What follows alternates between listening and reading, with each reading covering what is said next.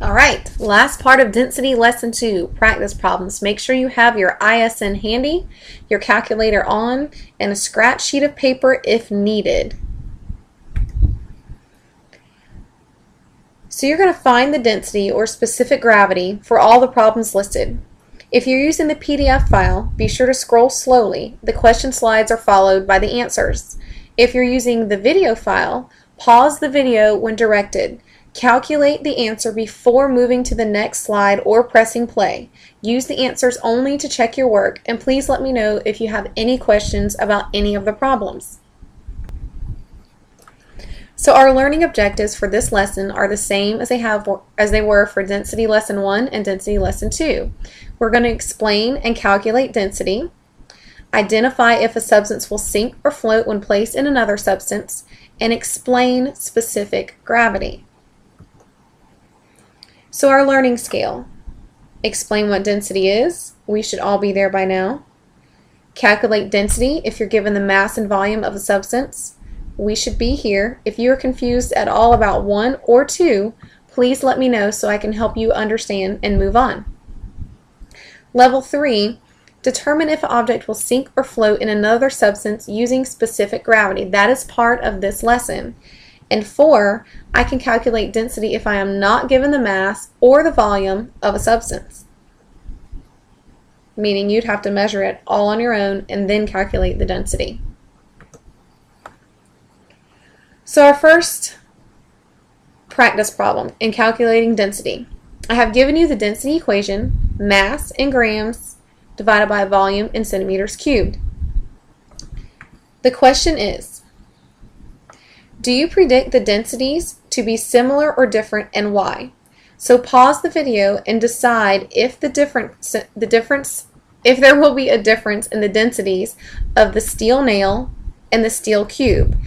Explain why you say yes or why you say no. Pause the video now.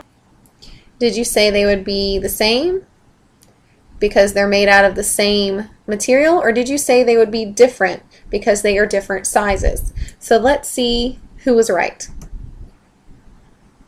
They actually have the exact same density. And here is something that you need to add to page 79 of your ISN. The same material has the same density no matter what shape or size it is in. So any steel, whether it's a cube, a nail, a necklace, a rim for a car, a screw, a bolt, any kind of steel whatsoever, is always going to be 7.8 grams per centimeter cubed. If the mass goes down, the volume goes down. If the mass goes up, the volume goes up. It's a ratio. They increase and decrease at the same rate. So your density is always going to be the same no matter what size or shape the steel is in. So practice number 2. Which color is the least dense? So is red going to be the least dense, clear, or blue? Pause the video to think of your answer before moving on.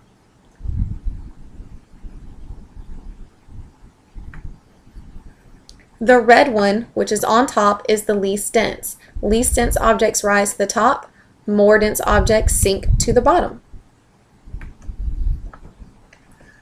According to this table, which gas is the second most dense? Pay attention to this here. So we don't want to know which is the most dense, we want to know which is the second most dense. Pause the video while you determine your answer.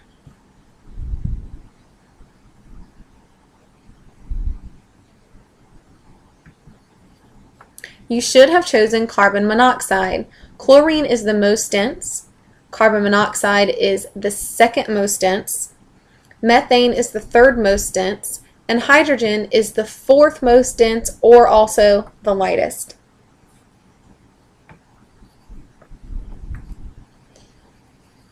So, which one of the following substances has the highest density and which one has the lowest density?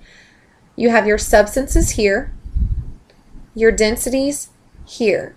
So take a moment, pause the video, and determine which one has the highest and lowest density that's listed in the table.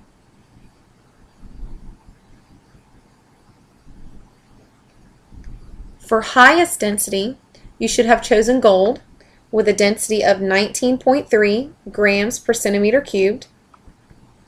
And for lowest density, you should have chosen air.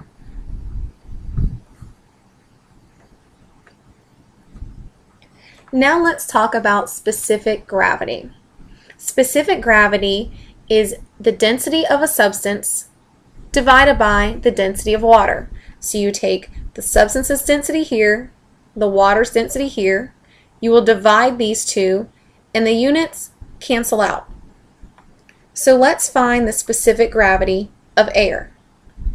We are going to take, let me pull up my calculator now. Put it up here where we can see it kind of and not be in the way. So we are going to take 0.0013, divide it by the density of water, which is 1, so divide it by 1, equals 0.113. All right. Will this sink or float in water? Is this more than 1 gram per centimeter cubed or less than? It says more than 1 or less than 1. Hopefully you chose less than 1 and it will float. Let's do ice the same way. So we have 92 divided by 1 equals, 0.92 divided by 1. Always check your work. And you get 0.92. Are we noticing a pattern yet? 0.92 is specific gravity of ice. Is that less than 1 meaning it's going to float? Or greater than 1 meaning it's going to sink? 0.92 is less than 1, so it is going to float. Do you know why your ice floats in your glass even though it's a solid and most solids are more dense than liquids? When ice freezes, air gets trapped inside and the volume of the ice becomes greater. Since it has more volume for the same mass, it has a less density. Now silver. 10.5 grams per centimeter cubed divided by 1 gram per centimeter cubed. Cancel our units. 10.5 divided by 1 is 10.5. That is more than water. It will sink. Gold, a metal, its specific gravity is 19.3. More than 1 or less than 1, gold is more. 19.3 is more than 1, and it will sink in water. So what is important about specific gravity? It lets us know if things are going to sink or float when placed in water. 71% of our Earth is made of water. This is an important thing to know. So let's take a moment to see where we are on the learning scale. Can you explain what density is and calculate density if you know the mass and volume of an object or substance? And finally, can you determine if an object will sink or float in another substance using specific gravity? So can you look at the density of something and know if it's greater than or less than 1 and decide if that's going to make it float or sink? Your exit slip for today, your understanding check, is 2 questions. The first one, how is specific gravity useful? What do we do with it? Secondly, someone says that the density of an aluminum nail is less than the density of an aluminum car rim because the nail is smaller. Explain why they are wrong.